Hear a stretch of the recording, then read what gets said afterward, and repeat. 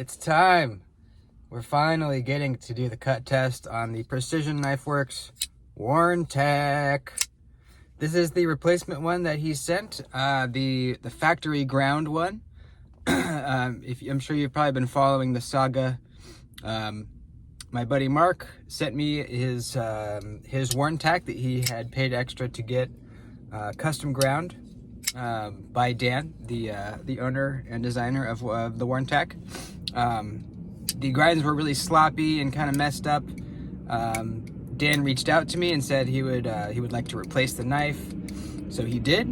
And he also sent me this one so that I could do the cut test on it. So really nice guy. Customer support was great. Replacing the knife free of charge and fixed the mistake. He also wanted me to tell you guys that if anybody has a hand ground by him Wharntac that has maybe a little bit of a wonky grind or something's messed up on it, to contact him. Obviously show pictures and all that, and he would talk about replacing it. So there you go. Really awesome. I cannot wait to see how this thing cuts. I know it's going to be a mean utility cutter, obviously.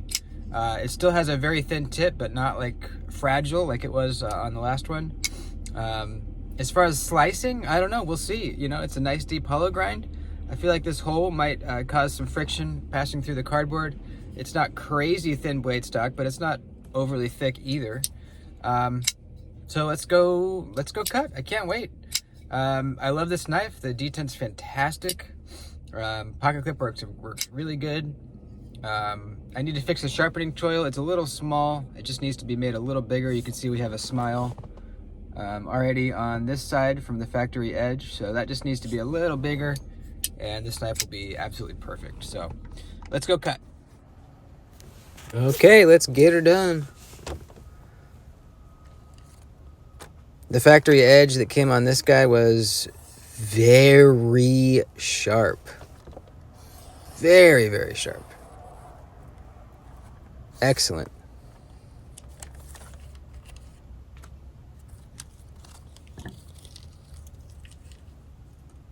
All right, we're going to start off with cardboard after I put on my cut-proof glove. Starting with the regular thickness cardboard, single thickness. And it's just going to absolutely melt this stuff.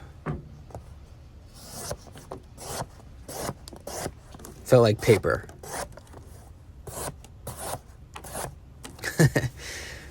This is one of those knives, and this happens once in a while, that I feel like even though I have a Kevlar cut-proof glove on, it might not even help.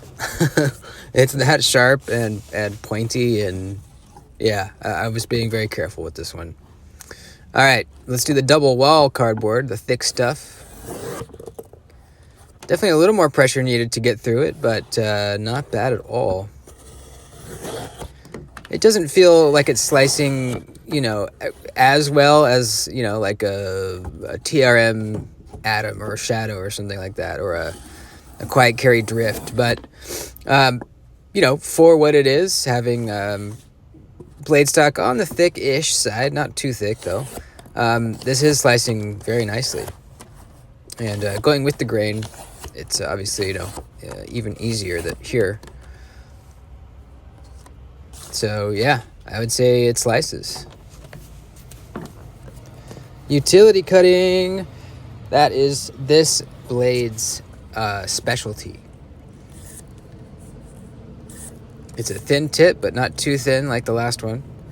Just thin enough to just really easily cut through cardboard, or as you'll see in a minute, even the thick cardboard. Go around turns. It feels very nimble and kind of precise. Very precise tip. If I was cutting out like little tiny 1/4-inch squares or something like that, this would be a good knife for that.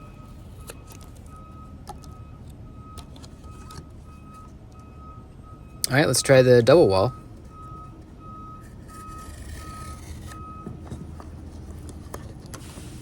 Had a little hanging on there. Gotta get a better grip on the cardboard here. Saying it again, I need an actual cutting board out here. There we go. Not a problem at all. Let's try a curvy on this stuff. Not a problem. This is a utility cutting beast. Absolute beast. Let's cut some leather. Let's roll up this glove. I'm gonna have to go to the welding store this morning and get myself a new pair. This is my last pair, but it had some holes in it, so it was time anyways. We're just gonna pop through this. Ooh, oh shit. We're just gonna pop through this leather like it's a freaking zucchini.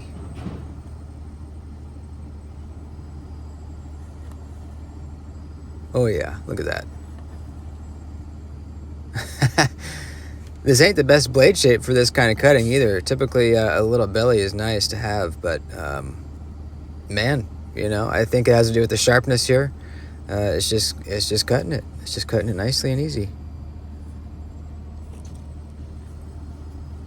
All right, how about some really thick rubber tubing? This stuff is difficult, man. You could try to just cut it straight up like you would like a zucchini. But if you don't have really thin blade stock, then it's difficult to do.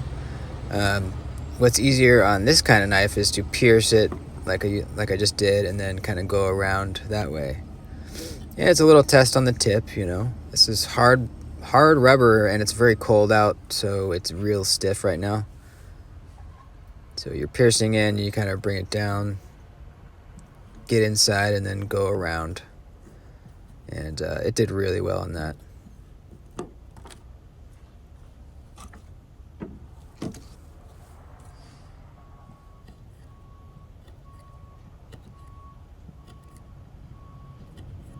Piece of cake.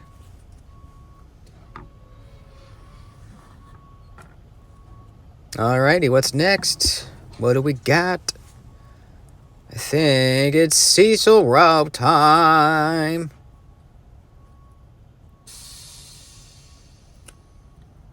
A 1 and a 2.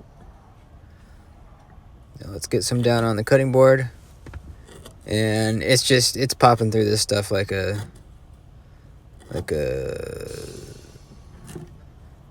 string bean. I'm hanging my knuckles off the edge of this 2x4. If I wasn't able to do that, if I was on like a big cutting board, this wouldn't be quite as easy because of the blade shape, having no belly there. But as far as like, you know, the sharpness, the knife's ability to get through the Cecil rope, very good.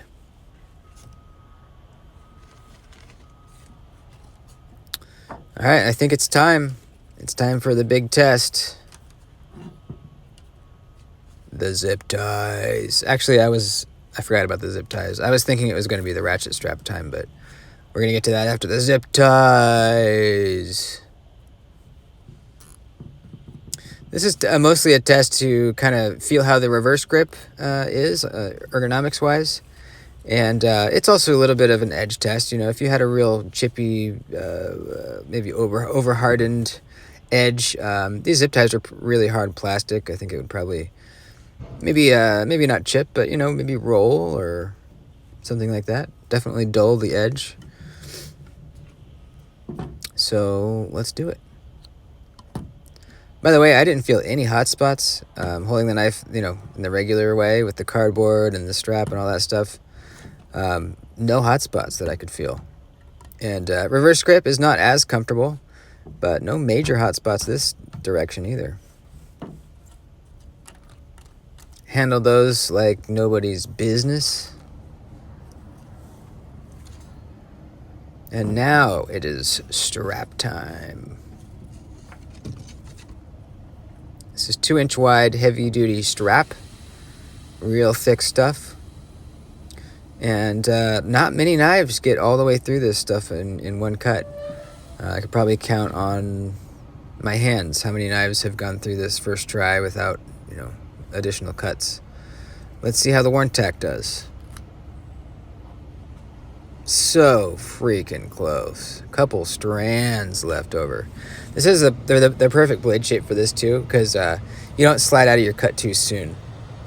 Knives with belly a lot of times won't get all the way through this because you slip out before the edge has time to cut all the way through it. We're getting so close on this thing. I feel like if I changed my angle maybe or something, I would get all the way through, but all 3 tries pretty much exactly the same. Yeah, pretty darn impressive.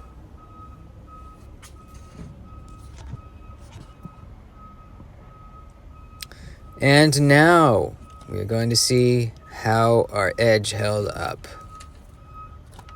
Let's find out, and I hope it's good because I forgot my strop today, so I'm really hoping I won't need to strop it. Let's find out. Oh, baby. Yep. Really easily cutting paper. I can tell it's dulled a little. But not a problem cutting paper at all. At all. You can go fast, even do a slow one, it's still cutting paper. Really nice, man. Really, really nice.